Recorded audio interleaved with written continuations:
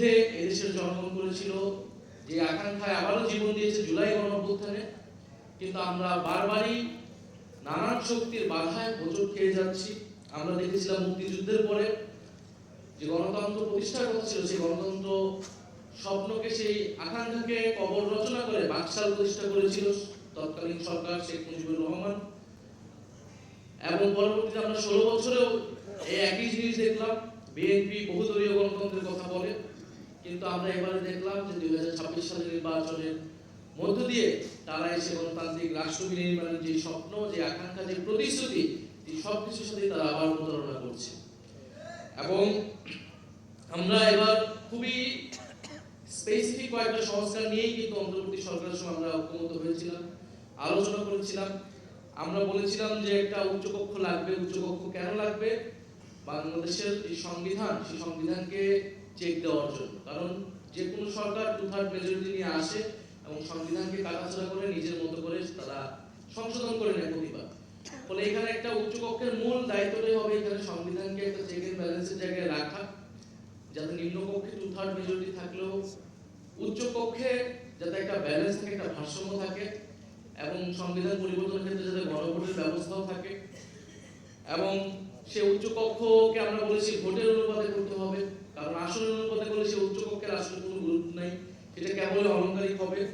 আমরা সাংবিধানিক প্রতিষ্ঠানগুলোর যাতে দলীয় নিয়োগ না হয়, নির্বাহী বিভাগের অধীনে যাতে না থাকে, প্রধানমন্ত্রীর কর্তৃত্বে যাতে না থাকে, আমাদের নির্বাচন কমিশন যাতে নিরপেক্ষভাবে নিয়োগ হয়, আমাদের পিএসসি দুদক যাতে নিরপেক্ষভাবে নিয়োগ হয়, আমরা সেটার জন্য দাবি জানিয়েছিলাম, ঐক্যমত হয়েছিলাম। তত্ত্বাবধায়ক সরকার ব্যবস্থা, যেটার জন্য গত 16 বছর ধরে আন্দোলন হয়েছে এত, সেই তত্ত্বাবধায়ক সরকার যাতে প্রতিষ্ঠিত হয় নির্বাচনকালীন সময়, এবং সেটা যাতে নিরপেক্ষভাবে প্রতিষ্ঠিত হয়, সর্বদলের সম্মিলিত প্রতিষ্ঠিত হয়, এরকম একটা ব্যবস্থা। এবং সবচেয়ে গুরুত্বপূর্ণ বিচার বিভাগ পৃথিবীকরণ। এই কয়েকটি মৌলিক সংস্কারের কথা আমরা বলেছি, যাতে বাংলাদেশের গণতান্ত্রিক, এই কয়টা হলেই যে গণতান্ত্রিক রাষ্ট্র প্রতিষ্ঠা হবে এরকমটা না। গণতান্ত্রিক রাষ্ট্র প্রতিষ্ঠার জন্য আমাদের আরো অনেক কিছু প্রয়োজন, কিন্তু আমরা ধাপে ধাপে আগানোর জন্য এই কয়েকটা সংস্কারে সবচেয়ে বেশি জোর দিয়েছিলাম অন্তর্বর্তী সরকার, যার ভিত্তিতে জুলাই সময়, যার ভিত্তিতে জুলাই নির্বাচনের সময় গণভোট। এবং আমরা এগুলো বলেছিলাম যে এই সংস্কারগুলো করতে হবে সাংবিধানিক সংস্কার পরিষদের মাধ্যমে, সংশোধনের মাধ্যমে। বিএনপি যত সংস্কারই আনুক না কেন, যত পরিবর্তন আনুক না কেন, সেটা টেকসই হবে না, সেটা পরিবর্তনশীল হয়ে যাবে। আজকে তারা ক্ষমতায় আছে, কিন্তু চিরকাল কোনো দল ক্ষমতায় থাকে না। এবং আমি এটা পার্লামেন্টে বলেছি, জিয়াউর রহমান সেই ঐতিহাসিক ভুল করেছিল। বিএনপি তার মূলনীতিও যদি পরিবর্তন করতে চায়, সেটাও যদি সে সাংবিধানিক সংস্কার পরিষদ ছাড়া করে, সেই সংসদে কিন্তু যে কেউ এসে বাতিল করতে পারবে, আদালত যে কোনো সময় থেকে বাতিল করে দিতে পারবে। ফলে এইখানে আসলে 72-এর সংবিধানের এই যে ধারাবাহিকতার নামে এখানে আওয়ামী লীগের যে আদর্শ, আওয়ামী লীগের যে রাজনীতি, সেই রাজনীতিকে পুনঃপ্রতিষ্ঠা করা বা বারবার ফিরে আসার একটা দরজা সবসময় খোলা রাখা হচ্ছে। এবং বিএনপি এবার বুঝে হোক না বুঝে হোক এই কাজটা করছে। ফলে এই কারণে আমরা বলেছি যে যে কোনো একটা টেকসই সংস্কার, একটা নতুন যাত্রা করার জন্য আমাদের সাংবিধানিক সংস্কার পরিষদ লাগবে। নোট অফ ডিসেন্টের কথা অনেকবার এসেছে, জুলাই সনদ বনাম আদেশকে পরিণত করা হয়েছে।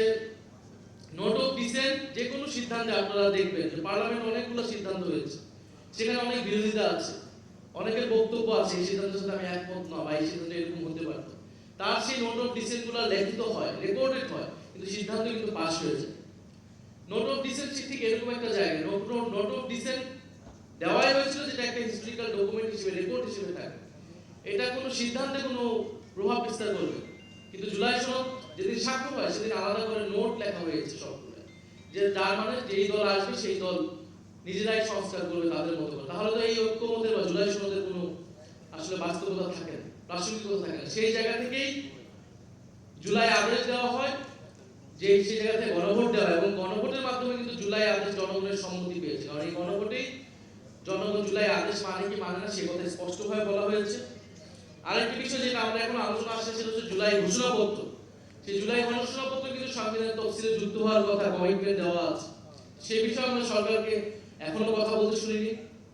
সর্বোপরি আমি কথা বাড়াবো না, একটা কথা বলে শেষ করব, যে গণতান্ত্রিক রাষ্ট্র বিনির্মাণের লড়াই যদি বারবার হোঁচট খায়, তাহলে মানুষকে বারবার আবার রাজপথে নামতে হবে, আবার আন্দোলন সংগ্রামে যেতে হবে, যেটা আমরা চাই না।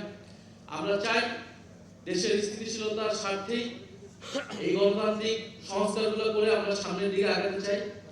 আমার সাথে গতকাল একজন দেখা হয়েছে, যিনি বলেছেন যে তিনি কখনোই ভোট দেন নাই বা ভোট দেওয়ার সুযোগ সে পান নাই। তিনি ঢাকায় থাকেন, কিন্তু তার ভোট হচ্ছে বা তার তিনি ভোটার হয়েছেন চট্টগ্রামে, কারণ এক সময় তিনি চট্টগ্রামে থাকতেন। তো কখনো ভোট দেওয়া হবে বা ভোট দেওয়ার আগ্রহ হয়ে দেখে সে ভোটার তিনি কখনো ঢাকায় চেঞ্জ করেন। কিন্তু এবার তিনি ভোটের দিন রাতের বেলা চট্টগ্রামে নিজে ড্রাইভ করে গিয়ে ভোট দিয়েছেন শুধু গণভোটের জন্য। হ্যাঁ ভোট দেওয়ার জন্য তিনি এত দূর গিয়েছেন। তো উনি বলেছেন যদি আমি এত দূর যেতে পারি, যে মানুষ আমি জীবনে কোনোদিন ভোট দিই নাই, ভোট দেওয়ার আগ্রহ নেই, আমি গণভোটে হ্যাঁ ভোট দিয়েছি, আমি যদি চট্টগ্রামে যেতে পারি আপনারা ডাকলে আমরা সংসদে যেও উপস্থিত হতে পারবো। এত লাখ লাখ মানুষ যারা সংস্কারের পক্ষে গণভোটে হ্যাঁ পক্ষে ভোট দিয়েছে, তারা তাদের এই ভোটের প্রতিফলন না দেখে তারা বসে থাকবে চুপচাপ, তারা এটা মেনে নেবে, ভাবার কোনো কারণ নাই। ফলে সঠিক সময় দিনের অপেক্ষায় আছে জনগণ।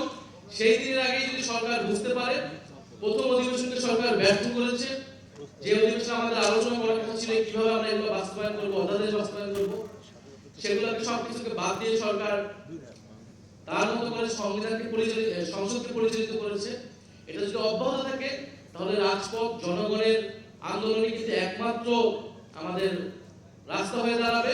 তার আগে যাতে সরকার নিজেদের ভুল বুঝতে পারে এবং গুরুত্বপূর্ণ এই যে সংস্থাগুলো সেই সংস্থাগুলো বাস্তবায়ন করে। আমি আবারও আজকে যারা আলোচনা করেছেন, আমি সবার নাম নিচ্ছি না সময়ের কারণে, এবং সারাদিন ব্যাপী যারা আলোচনা অংশ নিয়েছেন, আয়োজক ছিলেন, তাদের সবাইকে ধন্যবাদ এবং কৃতজ্ঞতা জানাচ্ছি। আমরা এই আলোচনাগুলো করছি এবং খুবই শীঘ্রই এই আলোচনাগুলো কিন্তু রাজপথে প্রতিধ্বনিত হবে। সবাইকে ধন্যবাদ। আসসালামু আলাইকুম।